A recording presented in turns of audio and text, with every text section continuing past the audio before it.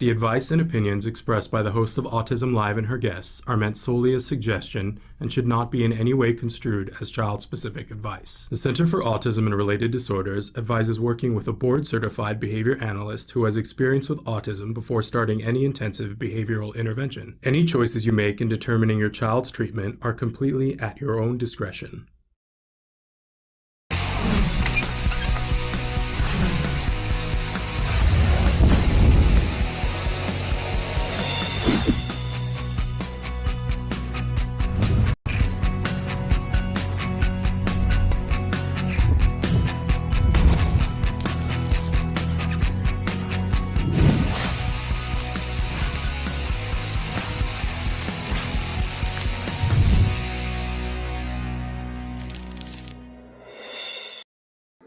Good morning and welcome to Autism Live. I'm Shannon Penrod and we're coming to you live from many places around the world this morning. So excited to be with you on this Monday morning. Can I tell you a little secret? Because you know I like to tell you guys secrets. Today was supposed to be my day off and I'm going to be taking most of the rest of the day off. But you know what? There are some things that you go, oh no, I have to come in for that. And I've got two guests for you later on that I was willing to give up a day off because I wanted to talk to them so bad. It's that good. So you're not going to want to go anywhere.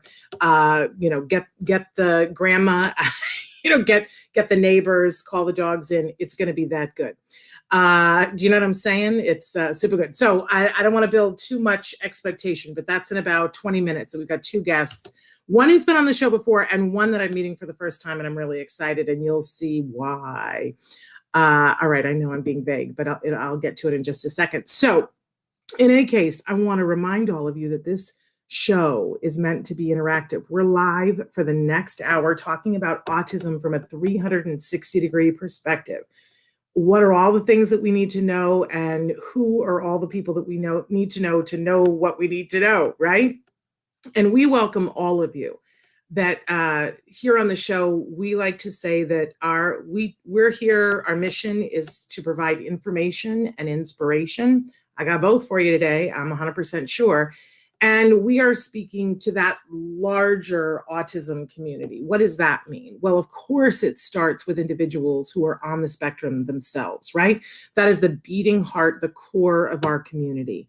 But we also include in that community everyone who loves those individuals and wants the best for them, wants for them to be able to find their path in this world in the way that is meaningful for them. And what do we want for them? We want happiness and we want employment. I'm dropping little hints here, right? And we want them to have the freedom to do the things that they want to do and that are meaningful to them. And as my good, dear departed friend, Joanne Laura, always used to say, you know what? Everybody needs to get familiar with the idea that everyone deserves a seat at the table. And what does it take to have a seat at the table? It takes a J-O-B, a job. And when you have a job, the self-esteem and the freedom that comes with being able to make your own paycheck, I have always, that's not entirely true. There was a time when I didn't know. I thought, some people don't want to work and some people can't work. And, I had all those thoughts in my head. And then Joanne Laura came along and she said, where'd that come from? Where'd that idea come from? It doesn't, meet some people, talk to them. It doesn't have anything to do with the truth. Everybody wants a job. Everyone wants to know that they matter. Everyone wants to have a place. Everyone wants to have the freedom of having the currency to be able to do what they want to do. And boy, she introduced me to people that previously, I might have thought because a parent told me, oh, this individual can't work. And Joanne showed me that that was not the truth. So feeling you, Joanne, today. So I knew that. And then, of course, I have this son who's on the spectrum. And a couple of years ago, he got his first real job where you have to show up at a certain time, you leave at a certain time. He'd done a little bit of consulting before. But this was a real job where you got to go and you got to work and, you have a supervisor and so on and so forth. And I thought, he's 16. This is not going to last, right? He loved it so much. And he would come home every day and he would say, this is fantastic. And then at the end of the second week, he got a paycheck. And let me just tell you, he stood there and he looked at it. And my son said to me, "Oh my gosh, this is what I earned?" And I said, "Yes, isn't that great?" And he said, "This changes everything, Mom. This changes everything." And I said, "Well, okay, great. What does it change?" And he said, "Knowing that I have the ability to go do something and do it well and get paid for it changes everything." And I just wept because I didn't realize that it was going to be that big of a deal. It's that big of a deal. So you've tuned into the right show if this is what you want to know about. Hey, Traven is showing you some of the different ways that you can connect with us throughout today's show, through the beginning and when we have our guests with us, because I know you guys are going to have questions. Yes, Renee, I see you crying. I'm right there with you. So I know you're going to have questions. We are live right now on YouTube, on Facebook, Twitter, and about 19 other places. If you are on Facebook, YouTube, or Twitter, you can be writing in right on those platforms and it shows up here on our screen. And that way we can interact with you very immediately. If you're on some of the other places, there's still a way for you to connect. And you can always use our homepage, autism-live.com. There is a chat button at the bottom. I want to make sure that everybody knows it's not an interactive chat, that we can't chat back with you, which is a bummer. Maybe that's something we can figure out this calendar year. I'm not holding my breath, but maybe. But it is a way for you to get another message to us too if you're someplace else. Yes, Renee, I hear you. That's my wish, that employment and that freedom. And you're going to love this show. Trust me. So I also need to point out that we archive all of our videos. This is now our 10th year of doing this show, and we archive our videos, the whole videos, on our YouTube channel and on our homepage.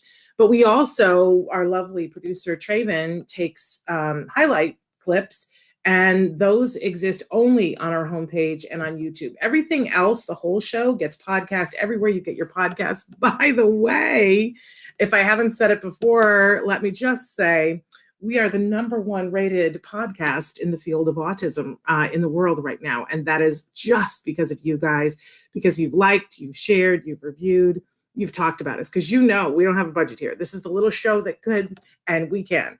So we're here with you and we're doing what we can. All right. I do like to remind you at the start of the show that we have lots of experts on the show. That's really important to me. Please remember, I'm not one of them. Yes, I'm the mother of an individual who was diagnosed with autism at the age of 2.5. Yes, I have an opinion. Yes, I've interviewed a lot of people, not an expert. Like to be clear about that, right? So tune in for the experts. But if you want my opinion, I'm happy to share it with you. And I'm happy to hug you all. Parker, so glad to have you here with us. Thrilled that you are here. Okay, it is time, because it's Monday, for us to take a brief break and visit what we like to call the jargon of the day. This is when we take on one word, one phrase, one acronym. We try to figure out what in the hey nanny are the experts talking about. What does this have to do with us? Do we really have to learn this term? It feels painful sometimes, doesn't it? So first we give you the actual definition, and then we make fun of that sometimes because it's so convoluted that we can't make heads nor tails of it. Then we give you a working definition. We try to put it in context. So today's a big one. And it's because this month, we're in the week that the month hits, that it's April, right? So it's time for us to revisit, what are we actually talking about? And you will hear people saying ASD, ASD, ASD. What does that mean? And what does it actually mean in 2021? So let's take a look at our actual definition. I'm afraid, Traven, I have no idea how many slides this is going to be. Okay, the National Institute of Mental Health, their quote is, autism, ASD stands for Autism Spectrum Disorder, is a developmental disorder that affects communication and behavior. Although autism can be diagnosed at any age, it is said to be a developmental disorder because symptoms generally appear in the first 2 years of life. Well, that's a very interesting definition. And thank you, Traven, for finding that for us, because I think it's a little bit more evolved than what we have seen in the past, right? Do you guys remember before we had the DSM-5, where it was kind of like the menu in a Chinese restaurant, where it's like, you have to have 1 from column A and 2 from column B, and then you'll have your full lunch complement, right? So this is, I can't even make fun of this. You know what I mean? It's not that bad, because the thing that makes me go, is that we're still using the word disorder. But I think it's important for us to distinguish that when it is affecting you and causing you to not be able to do the things that you want to do in life, that is when we come up with the term disorder. And there may be many people watching who are on the spectrum and received a diagnosis saying that they were on the spectrum somewhere, who will be writing into me in a second and saying, I don't feel that I have a disorder. Let me tell you, my son's right there with you. And I just want to say, what a wonderful thing. What a wonderful thing that there are individuals on the spectrum who have the communication skills to write in and tell us, I don't like the word disorder. First of all, that makes me want to run into the street with my hair on fire and dance, right? Because there was a time when none of us knew whether that was even a possibility. So, first of all, wonderful, right? But second, I hear you.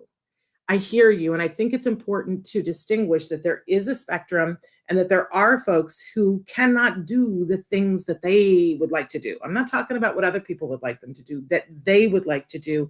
And that is when we get into a disorder. And this is true for anyone. As someone who has been diagnosed with a panic disorder before, we all have anxiety, right? And I have anxiety on a regular basis, but it got to a point where it was stopping me from doing the things that I wanted to do in life. Now it's a disorder. Okay. So let's be clear about that I don't believe that every person that I've met on the autism spectrum has a disorder. I would not consider my son to have a disorder right now. And I have many friends that I would not consider to have a disorder, but that is the delineation. Okay, let's move on to our working definition and see what we have there. I'm equally frightened. Okay, well, so ASD is the umbrella that used to house classic autism, PDD, NOS, and Asperger's syndrome. Now, if somebody goes to get a diagnosis, if they qualify, they get the diagnosis of ASD, autism spectrum disorder. That doesn't mean that people who had a diagnosis of Asperger's don't have that. It just means that they're no longer diagnosing people with that. And that if someone who previously had Asperger's syndrome were to go and get diagnosed again, they might get a diagnosis of ASD, they may not. I just want to be clear about that because it's really kind of muddy, and a lot of people go, I don't really get that. Because remember that ASD, like a lot of things, it's not the Chinese menu anymore. It's this sort of thing. I'll tell you what, and honestly, it reminds me of when we're diagnosing other things where it's like you got to have enough of them to be considered a disorder. Because there are things on the list for ASD that we all have. We all have. It's just that we don't have it enough for it to be a disorder. Yeah. So it's important to get a diagnosis and to get a diagnosis from someone who's qualified. All right. There we are. That wasn't as hard as I thought it was going to be. Let's move on to, we always have a question of the day for you. And our question today is, what do you wish people knew about autism? And I think I want to hear from you guys. First of all, I want you to write in on whatever platform you're in. What do you wish people knew about autism? I really love Dr. Stephen Shore's comment about when you've met one person with autism, you've met one person with autism. But I'll be honest with you. I wish that people, what they knew about autism is how amazing, how loving, how incredible, how kind, how honest individuals on the autism spectrum are, and how bright and brilliant and capable that they are. That sometimes a behavior that people will see and that they will label as being different, and that's being kind. Sometimes they call it many other words. Sometimes that prevents them from seeing the person. Now, I don't think that that's something that's wrong or a disorder with the individual on the spectrum. I think that's something that's wrong in a disorder with society. And I wish that society would start to key in to that and start to recognize that. It's coming. It's absolutely coming. Hey, Sam, saying hello back to you. But that's what I wish people knew. But I'm more interested to know what you guys wish people knew about autism.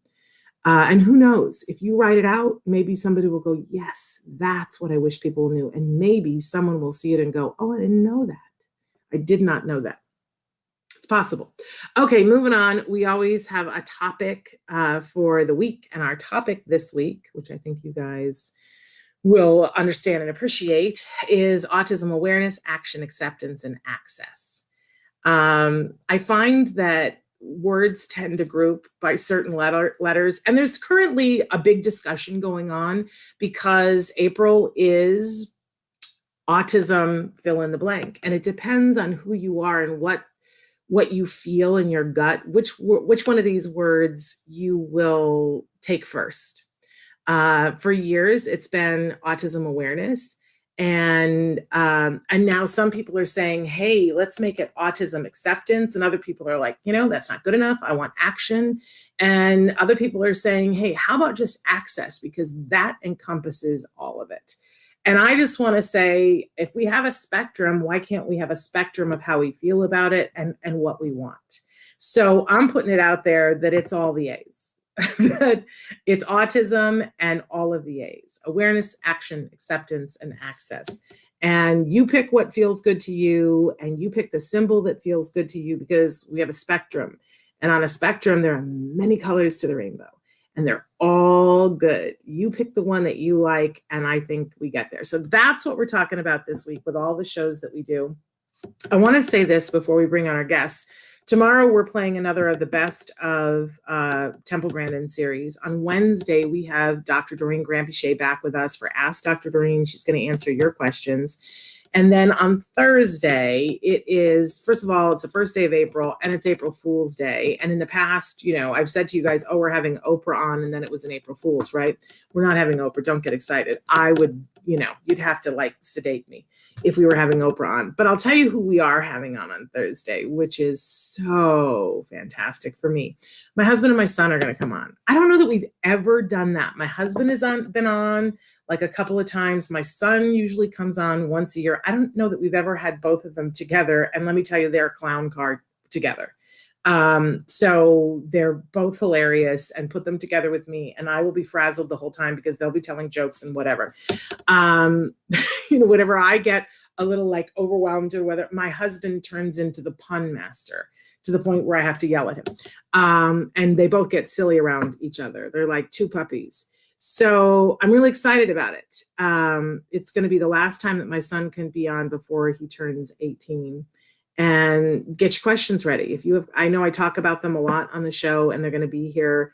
And I told them they can be my April Fools, but they are actually going to be here, and they're excited about it. So that is Thursday. And then on Friday, we are starting our World Autism Awareness, Action, Acceptance, and Access. And we're going to be talking about different things throughout the month and saluting different people that we think need to be saluted. And we're starting with something that we did last year, where we took some of the people who work at the Center for Autism and Related Disorders.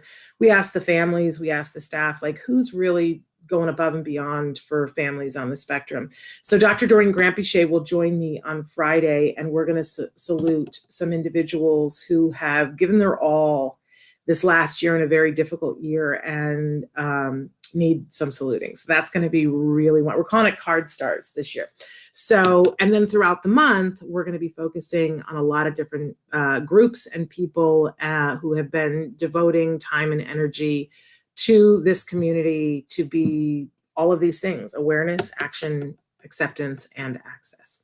All right, my friends, I'm very excited. I've been dropping hints all morning long, but I've got two guests for you today, and they are two amazing gentlemen that I'm going to slaughter at least one of their names, and then he can make fun of me if he wants to. But Thorkil Sonne, I think I'm in the neighborhood, is joining us for the second time. He is Oh my goodness. He's the man. You know, when we talk a lot on this show about one of the unsung heroes in the autism community are the dads.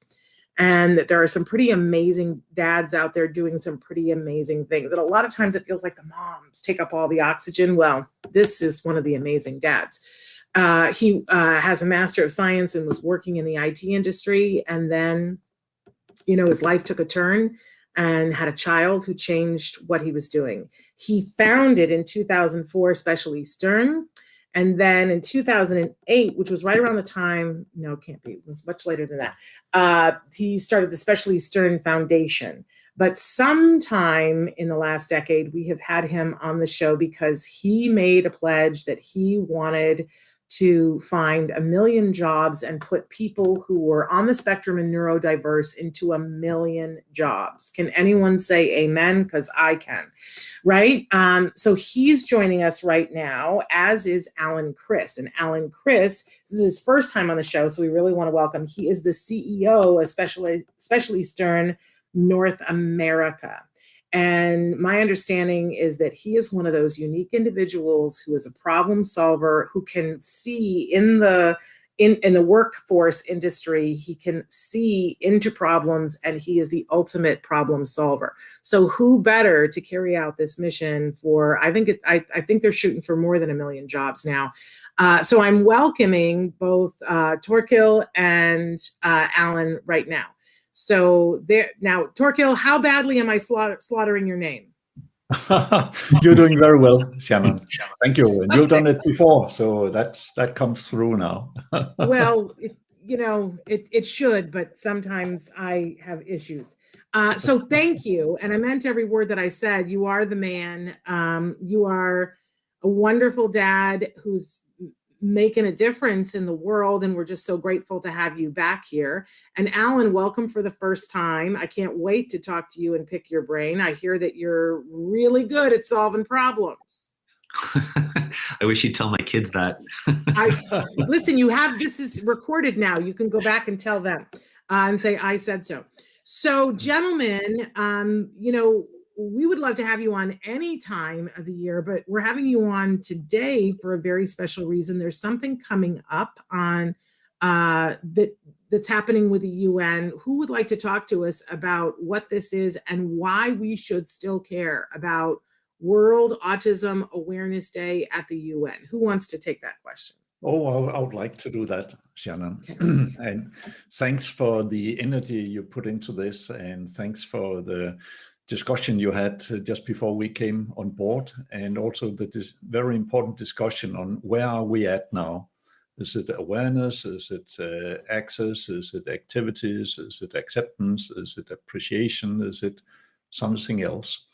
And I think the answer is it's all of them, depending on the context and the timing that we're in right now. But the UN World Autism Awareness Day is, in my eyes, one of the most important events throughout the year. The United Nations, all member states, made a joint decision some 10, 12, 14 years ago or so, that there should be one day that should be dedicated to autism. And I think we are quite privileged because not many areas within the disability span gets a specific day where there are a lot of activities going on around the world, and that there's this formal thing about it as well, because you mentioned in the introduction here that you're driven by this because of a family thing. I'm driven because of a family thing. Alan is driven because he knows someone who who has a family member like we do. So, but very often it has been difficult for us to get kind of the governments at a high level interested in this, because because I don't know why governments would not put this on the forefront of their agenda and say, we need to do something. We need to make sure to leave no one behind. We need to work more with the civil society, with people like you and I and Alan and all the other ones who have such a passion. And when we see a hope, first we need to see a hope, then we need to be able to turn hope into action. And when we do that, a lot of people will also start saying, I've found a good solution for my loved one. Now I want to help those who come next, or those who have not been as fortunate as myself. And I think this is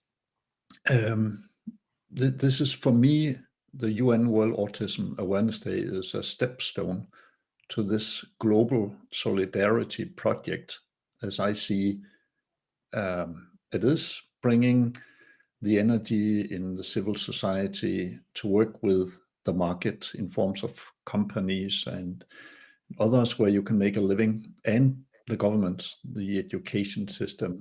We need to, I think, rethink the whole,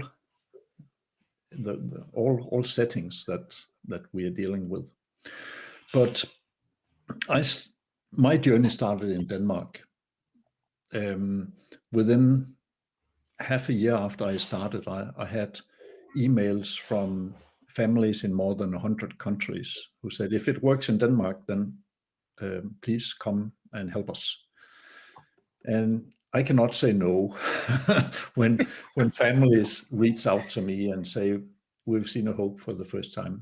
Please, we want a future where we as parents know that when we go to rest one day, when we don't have the resources to be there for our kids anymore, they will still have a good life. They'll belong, they'll be embraced, they'll be appreciated.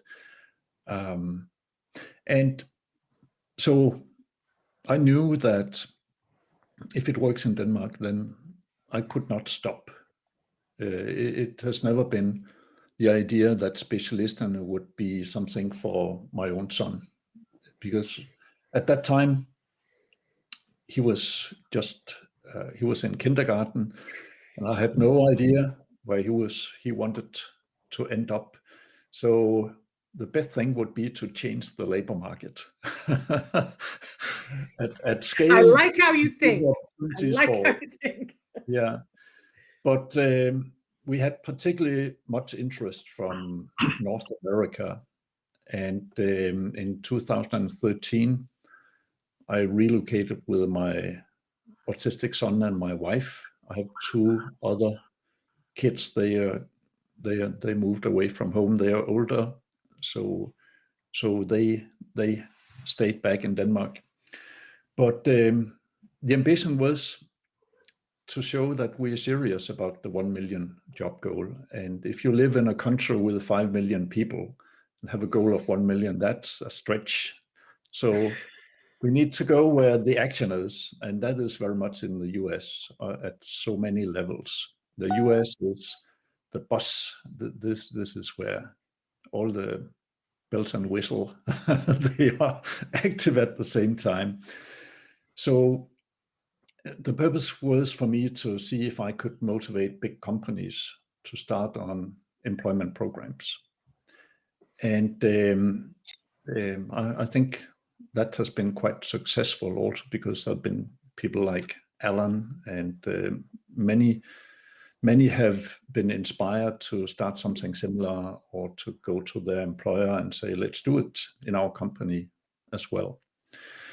But I was contacted by the UN in 2015 to have an employment focus when addressing the World Autism Awareness Day event. Much has been about all the challenges and autism as a global health crisis, but we also need to learn from other angles. And I helped the UN to organize the event that year, and we chose the theme, the Autism Advantage. We brought employers, we brought autistic people who have gotten a job, we brought business school, academia, a lot of different stakeholders to the same event, and we talked about the Autism Advantage for 3 full hours. That was amazing. And the UN asked Specialisterne Foundation to seek association with the UN, so we can work more on this agenda together. And since then, Specialisterne Foundation has carried the Autism Advantage theme through luncheons for a number of years. And the UN also asked us to bring the knowledge to out in the world, because when we do events at the UN, it's 90% are Americans from the Northeast corridor.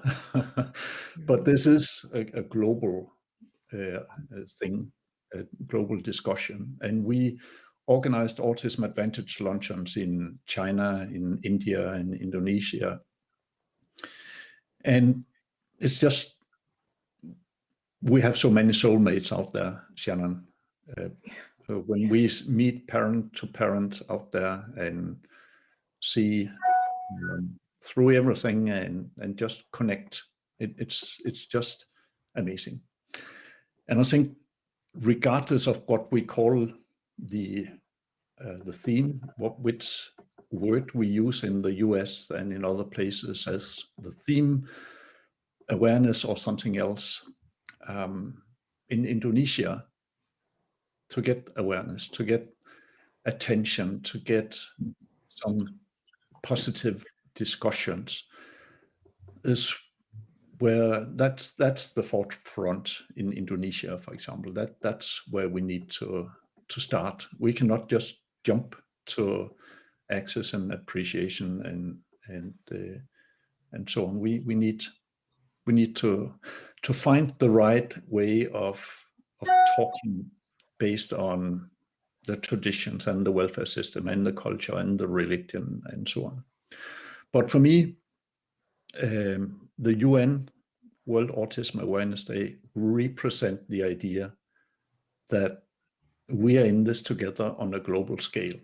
And what we learn in Denmark, in Canada, in the US, should be to benefit of the people in India and Indonesia and China and elsewhere, and vice versa. Amen. Amen So to that. That's my perspective. I love it. And every year, the UN, when they have this day, they pick a theme, as you said. And this year, correct me if I'm wrong, the theme for this year is inclusion in the workplace, challenges and opportunities in a post-pandemic world. There's so much optimism in that statement.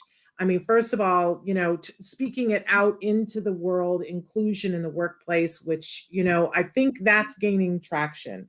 And I love that you put challenges, because you're not saying that there's not going to be challenges, but I love that there is the word opportunities. And then, of course, I love a post-pandemic world, because I hope that's where we're headed. Let's please be in a post-pandemic world.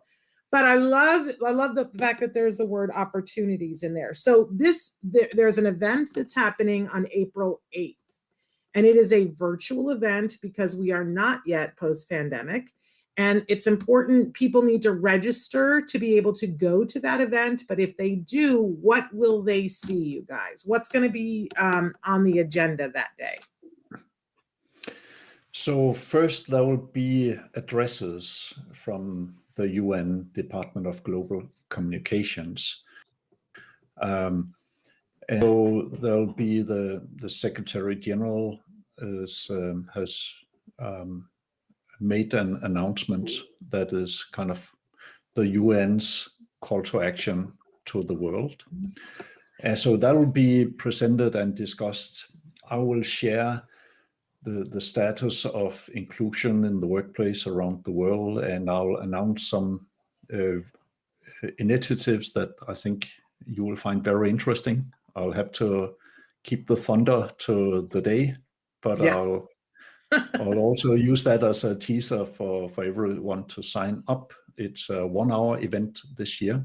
It's virtual, and I think it's a great opportunity that will also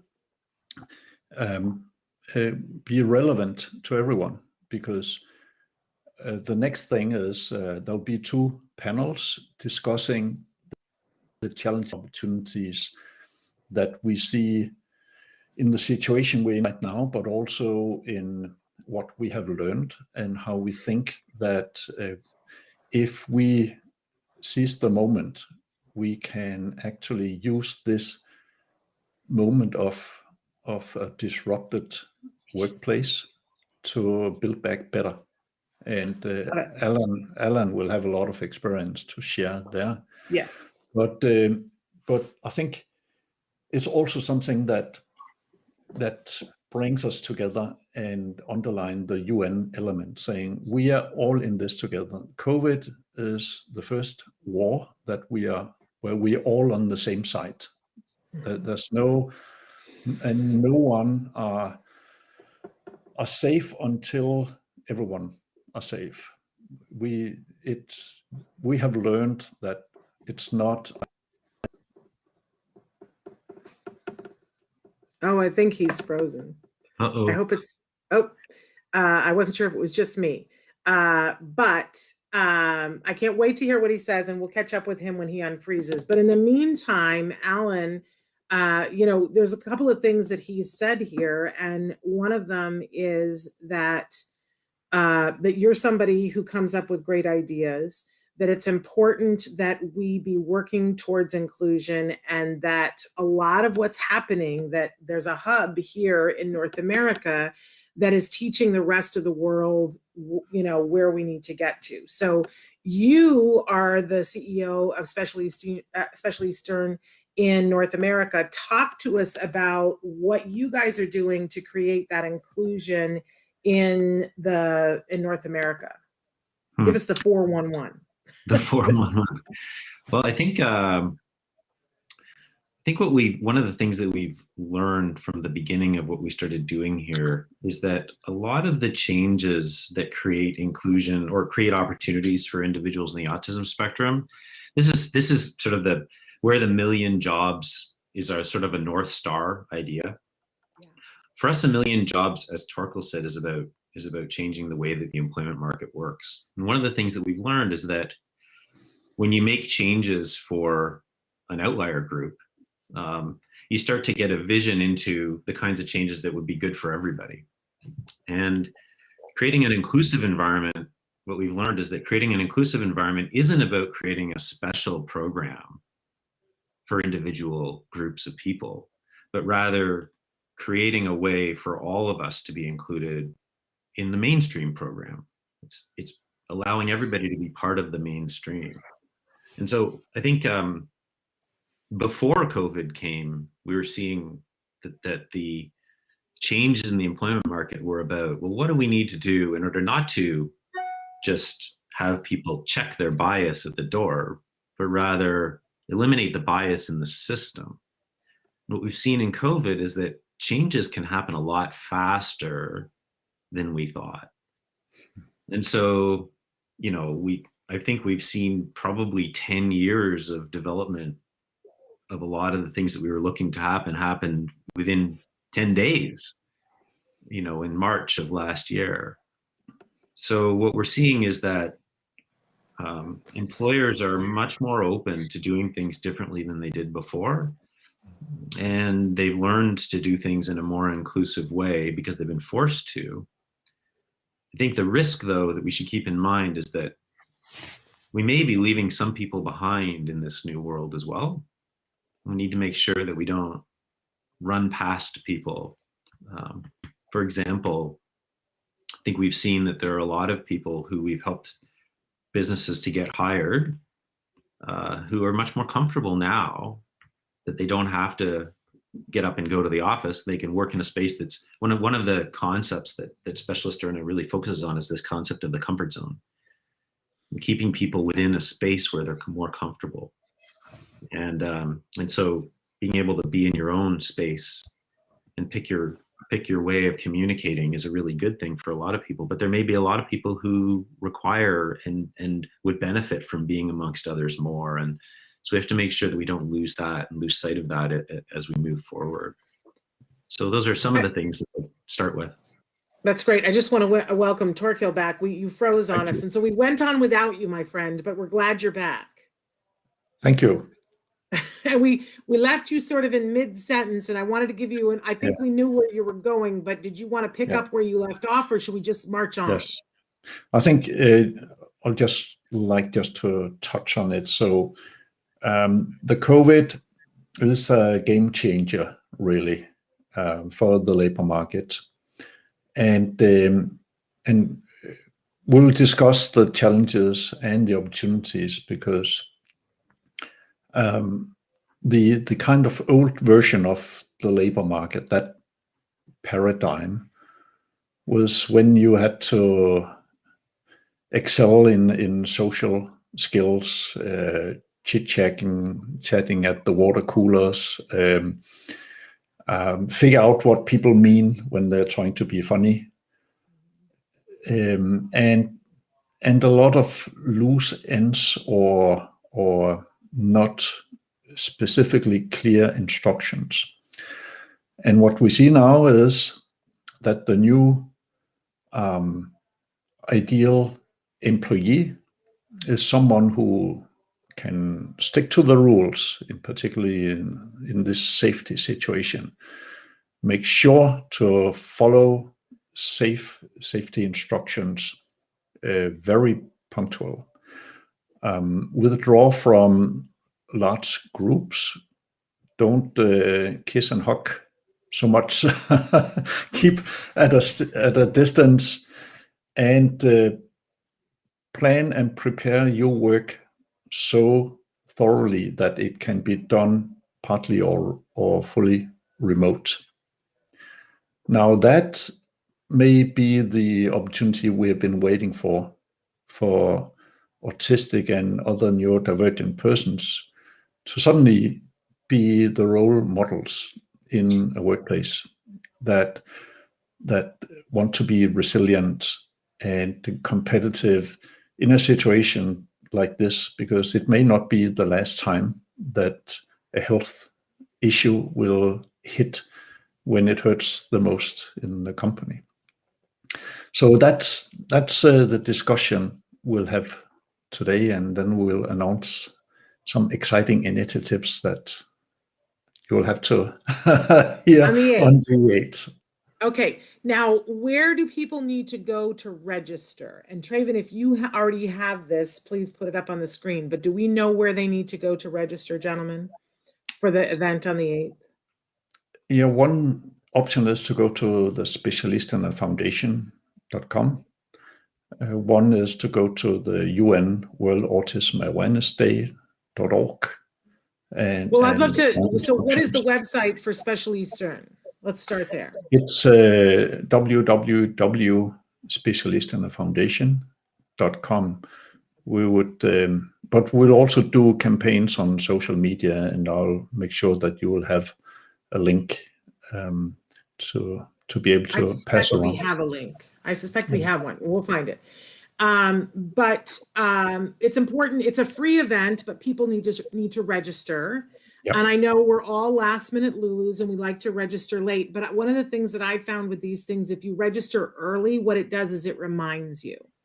So, and I just want to give my little plug here that, you know, I love our community, and our community is very diverse, and everybody has different opinions and needs. There's the website for Specialisterne. Thank you, Traven.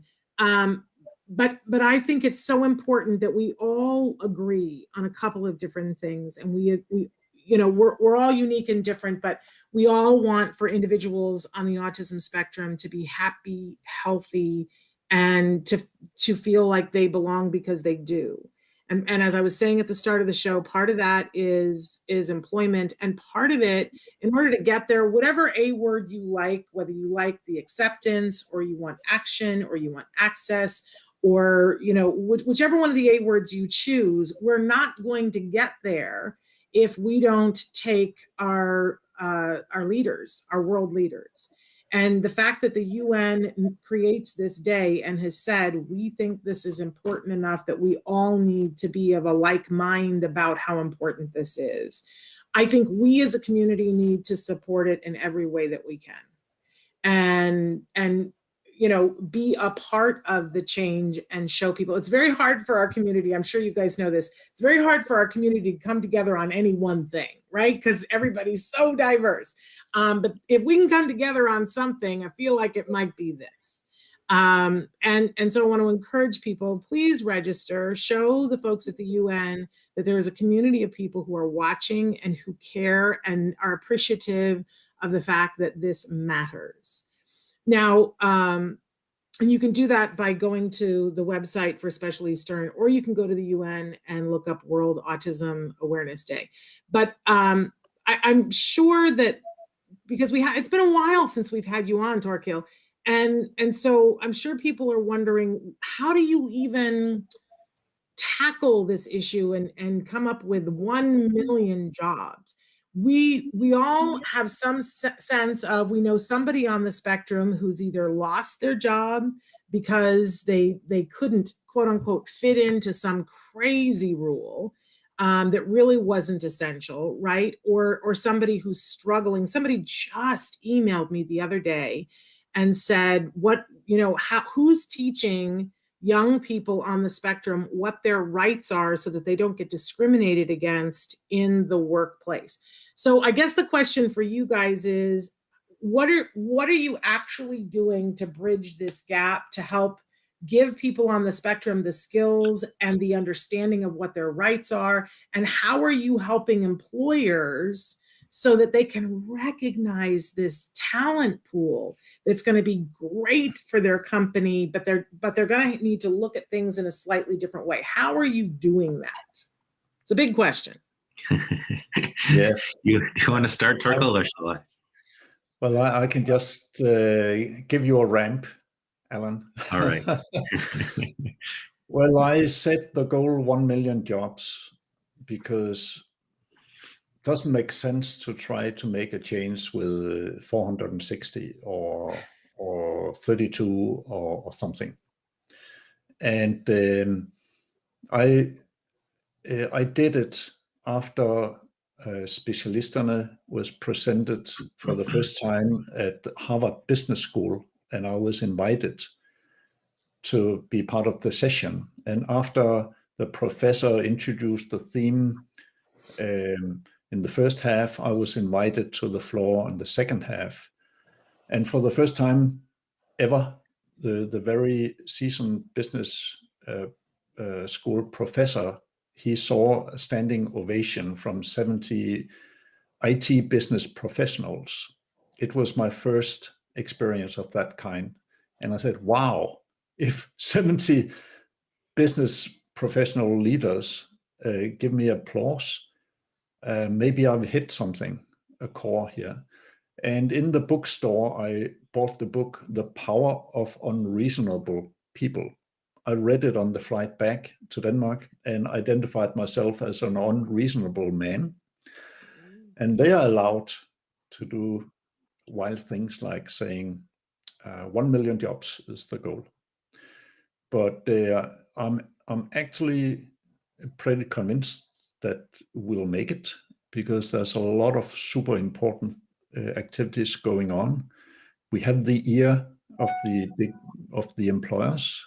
Employers want to take these programs global, and we're also working with the education system and getting the attention of many governments around the world. We have Specialisterne in 13 countries, so we can draw from a lot of different experience from different cultures and settings.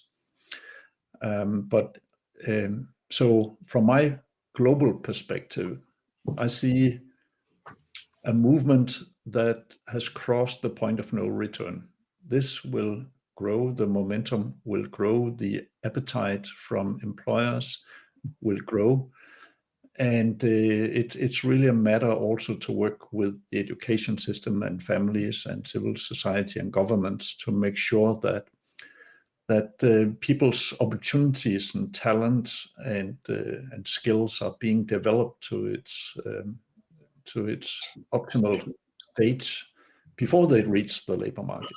And if we can train the same way of understanding and working together, both to employers and to people before they are employed, then we are removing the divide that has been there for way too long. Okay. Now is it Alan's turn? Alan, are you going to give us the nuts and the bolts of this? Yes. We've got the beautiful picture on the hill. Tell us how we're going to get there. The nuts and bolts. Well, practically speaking, a lot of our work is focused on the employer side of the, let's call it the problem. And I think, you know, if we, as we do a better and better job of getting people through school, getting people early supports, I think that the biggest divide probably remains that people will graduate and not get an opportunity, whether they graduate from high school or whether they graduate from some other type of education, or maybe they just have the ambition, but the employers just aren't ready. And so we look at things from a systematic perspective, and we enroll employers in create success with employers. We, practically speaking, we sell our services to employers where they, by definition, because they're going to pay us to help them to solve this problem, are going to expect benefit. And when they hire people and they see the success of doing things a little bit differently, as you said, they want to do it again. And then others begin to hear about that, and their colleagues and their friends hear about it. And I think that it's interesting to see that compared to 2004 and 2008 and 2013, when we started in the US and in Canada, and then today, employers are, it's a very different conversation that's happening amongst employers now. There isn't more than in the beginning, there was a skepticism. And a lot of the conversation was around, well, what's the business case and how do we know that those people could be successful and what kinds of roles? And since then, we don't have to have those conversations. Most, at least medium to larger size employers know, they just don't know how. And so what we do now is show them how. That's I think amazing. the next big phase, though, is going to be not just how to do it in a special way, but how to do it in a mainstream way. And that's when you get to 1 million. There you go. And, you know, I'm imagining you guys have made big headway in the last few years. And then, of course, I don't know, was it 6 months ago that 60 Minutes did a piece on folks on the spectrum working in the workplace? And it's so interesting when you get to that level of mainstream. Anderson Cooper is talking about it. Then all these people started writing into the show saying, oh my gosh, did you know? And we were just banging our heads against the wall going, yeah. That you guys have been talking about this for a long time. But I guess, you know, we'll take anything, because if it motivates that many more people to understand that it's not just the right thing to do. I think a lot of people thought, oh, they're asking them to hire people because it's the right thing to do morally and ethically, blah, blah, blah, blah, blah. But the understanding that it's good business. That it's good business for those employers, because they're going to get really good quality, intelligent, hardworking folks who are detail oriented, who take their job seriously, who are good at attention to detail often. And that isn't necessarily, I'm speaking in generalities. I don't want everybody to think that everybody on the autism spectrum is good at following rules. But many are. And part of what you guys are doing is making sure that it's the right peg for the right company. Is that correct? Yeah, I think there are a couple of things that you said there that are important to keep in mind. One is since the beginning in North America, we've been keeping track of the results of what we've been doing. And what we've been able to find is that going through our program, that by and large, the business metrics for, let's call it the graduates or the hires who have come through our programs, have been performing as well as or better than, often better than people who have been hired through the mainstream program. And so it's pretty easy to make a case with a business to say, would you invest $1 in this or would you invest $1 in that, if which one is going to give you a better output? And that's why I say that we're so focused on the business outcome, because if we can show that the outcomes are positive for hiring through these processes, then they're going to want to do it more and more. And we can say to the next employer who's never done it before, hey, look at the numbers that your competitor has. And so that's one thing. And the other thing that it's really important to keep in mind is that there are so many different things that people want to do and can do, and we mustn't be too focused on any particular type of job, industry, or that sort of thing. What we learned is that early on is that there are more people who self-identify themselves to the accessibility offices in colleges and universities who are in the arts than there are in STEM. And so we have this myth that everyone's going to be an IT person, or they're all going to be whatever it is that the myth might be. But the reality is that people have ambitions to be artists, and people have ambitions to be graphic designers, and they have ambitions to do gardening and to work in who knows what field it might be. And if they have the ambition and they have the interest, they probably also have the focus. I love that. So we're running out of time here, gentlemen, but where do people go? There's a lot of people who are watching right now that are either adults on the spectrum or parents of teenagers and adults on the spectrum who are like, wait a minute, how do I get myself or my kiddo involved in this? Where do they go? So if you're interested in learning more about Specialisterne in the United States, you can go to usa.specialisterne.com. And we also have, for Canada, ca.specialisterne.com. And there you can find out how to basically register with us and tell us more about yourself, and also see or get exposed to job opportunities when they come up. And Wonderful. If you're a parent, and just one other plug, if you're a parent who works in a company and you're interested in seeing how we can help your organization become more confident in doing something like this, then you can also contact us through those websites as well. Can we nominate companies? Absolutely. Yeah. We have a group of people here in Los Angeles that really, really, really, I'm not going to say the name of the company, but wanted to work for a movie theater company.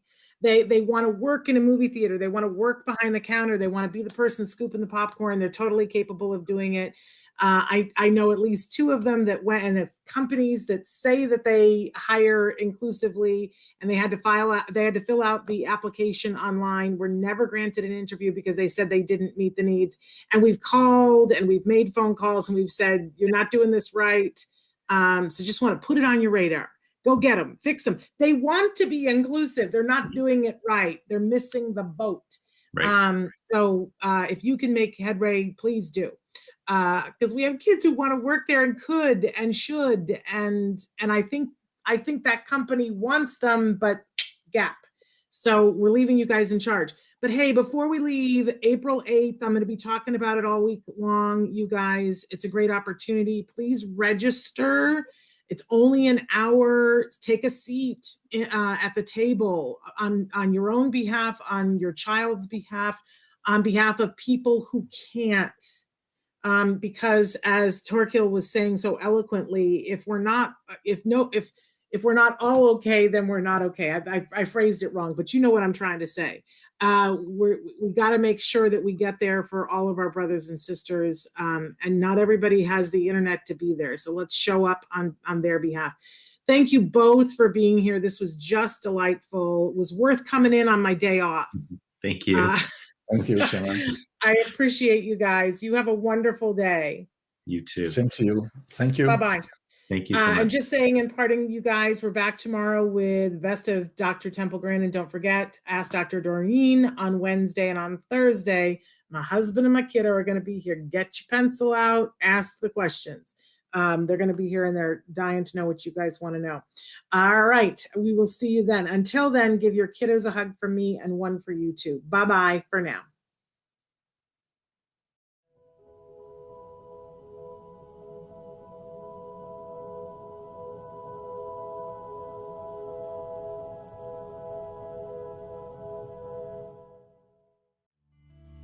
Thanks for watching Autism Live. If you found anything helpful in this video, please give us a like. In fact, make sure that you smash that subscribe button on YouTube and give us a like on Facebook. You can also follow us on Twitter and on Instagram for important updates. And please download our free podcast wherever you get your podcasts. Thank you so much. See you next time.